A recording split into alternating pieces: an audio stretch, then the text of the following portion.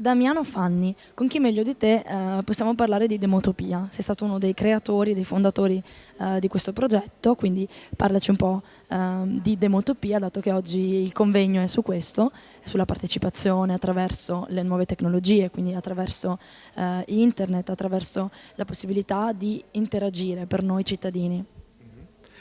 Effettivamente Demotopia è nata come un progetto pilota voluto dal Consiglio regionale del Veneto che intendeva attraverso Demotopia creare un hub di tutte le esperienze di partecipazione utilizzando le tecnologie ICT qui nel Veneto, nella regione Veneto. La partenza non è stata esattamente immediata, anche perché questo genere di progetti molto spesso ha bisogno di un frame di idee che spesso è in evoluzione, così come in evoluzione un po' tutte le tecnologie che vengono utilizzate. Evoluzione velocissima, tra l'altro, Per cui ogni qualvolta ci si crede di essere arrivati a un punto definito, in realtà bisogna ripartire e reinventarsi per trovare nuove strumentazioni che rendono possibile capire bene le esperienze che avvengono, perché molto spesso sono degli interventi dal top down e quindi le istituzioni che producono dei servizi, ad esempio Terzo Veneto, ad esempio Coro, ad esempio Civil Life con la società Equinet diretta da Dino Bertocco, che hanno sicuramente fatto delle esperienze che sono dei tentativi che sicuramente possono essere migliorate e potenziate in futuro. beh, allora, quello che vediamo alle nostre spalle, il convegno sta andando in onda in streaming sul sito di demotopia.net, quindi in realtà possiamo dire che stiamo migliorando. Sì, stiamo migliorando. È vero anche che l'Italia è uno dei paesi in Europa che meno utilizza queste tecnologie perché c'è una scarsa dimestichezza nell'uso e probabilmente anche un problema culturale. Infatti, a proposito di questo, poi voglio dirti, il Consiglio regionale del Veneto è un'eccellenza e forse anche un caso raro, un'isola felice in questo senso nel nostro paese, perché sappiamo che l'Italia è in una condizione di arretratezza anche e soprattutto per la mancanza di mezzi, perché la banda larga sappiamo che appunto non è a disposizione di tutti e il digital divide è ancora molto forte, mentre in Europa che cosa si dice a Bruxelles? A Bruxelles, dove ho partecipato all'inizio di giugno a un convegno che cercava di restituire, un po' come sta facendo oggi Demotopia, le esperienze più interessanti di participation e democracy in Europa, in realtà le cose vanno abbastanza meglio, soprattutto per la dotazione tecnologica che hanno, ma anche per un problema appunto culturale, come dicevi tu prima. Qui nel Veneto si stanno facendo delle cose che sono un po' straordinarie rispetto al resto d'Italia. La città di Venezia è una delle città più cablate d'Europa. Ci sono delle persone dietro che hanno un'apertura mentale, indipendentemente dal fatto di essere o meno nativi digitali, che poi alla fine non è una questione tanto anagrafica, quando proprio di predisposizione, così come il web 2.0, poi alla fine non è nulla se non viene poi alla fine applicato. Non è sempre semplice mettere la col trattino, il 2.0 per fare la differenza. Poi insieme alla Regione Veneto vorrei ricordare l'Emilia Romagna perché proprio in questi giorni è in corso a Reggio Emilia un importante convegno sull'e-participation, quindi per cui poi con delle iniziative particolari messe in atto dalla Regione Emilia Romagna. Però in questo senso possiamo dire, per quanto ci riguarda, che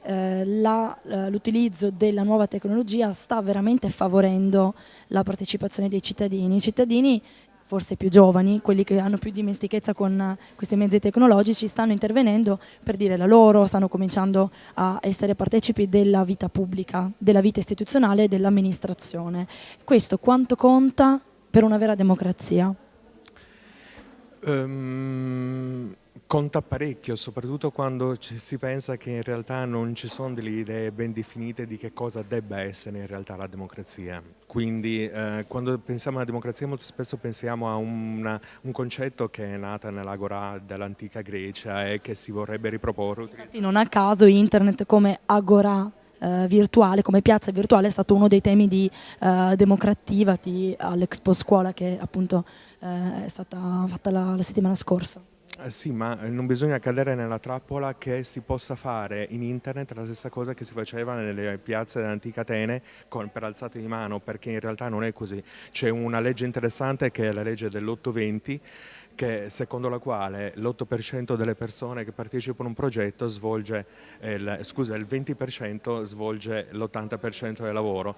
e l'80% del rimanente svolge invece il 20% del lavoro, quindi significa che c'è sempre una parte più attiva, più reattiva e una coda molto lunga che porta dietro avanti, che si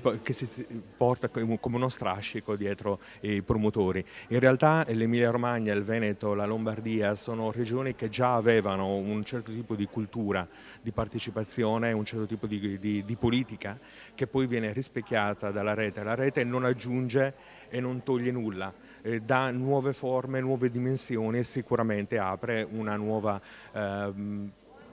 idea di democrazia, una nuova idea di essere cittadini come collaborativi, come cooperativi e quindi la capacità, la possibilità di mettere le mani nei servizi anche che vengono erogati dalle diverse amministrazioni comunali, regionali, eccetera. Grazie per aver sottolineato comunque questo argomento, la diversità della nuova Agorà virtuale, il fatto che non possa essere paragonata a quella antica, a quella greca, ma che forse anche da questa diversità possa, perché no, scaturire il miglioramento nella pubblica amministrazione e nella partecipazione dei cittadini. Penso che sia comunque fondamentale, cioè nel senso, se oggi internet è il mezzo più usato, non il più usato per la ricerca delle informazioni, ma il più usato per informarsi su quello che avviene nella pubblica amministrazione locale, perché sicuramente sui giornali è difficile trovare le notizie sulle attività, sui grandi media non c'è questa tensione. In realtà c'è anche una sorta di guerra tra la rete, il web e i mezzi di comunicazione di massa classicamente intesi, la televisione e la carta stampata.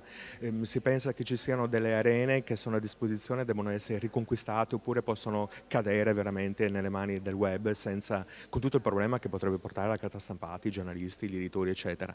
In realtà io credo che sì. Sì, L'una non esclude l'altra, forse questo bisognerebbe anche sottolineare. l'una non esclude l'altra, ma la rete ha dalla parte sua la capacità di farti veramente partecipare, cioè di dire la tua, nel senso che è una tua idea che probabilmente potrebbe trovare dei sostenitori e quindi passare ai livelli più alti fino a giungere fino ai palazzi del governo e quindi venire presa in considerazione e diventare realtà, mentre invece la carta stampata e la TV sono mezzi veramente passivi e quindi questa differenza. Hanno concretamente la possibilità di intervenire. No, assolutamente. In ogni caso credo che alcune strade siano già tracciate qui in Italia e debbano continuare a essere percorse avendo l'umiltà anche di farsi carico di tutti gli eventuali inciampi o ostacoli che inevitabilmente vengono incontrati quando si fanno delle cose nuove e quindi si prova a vedere se funziona.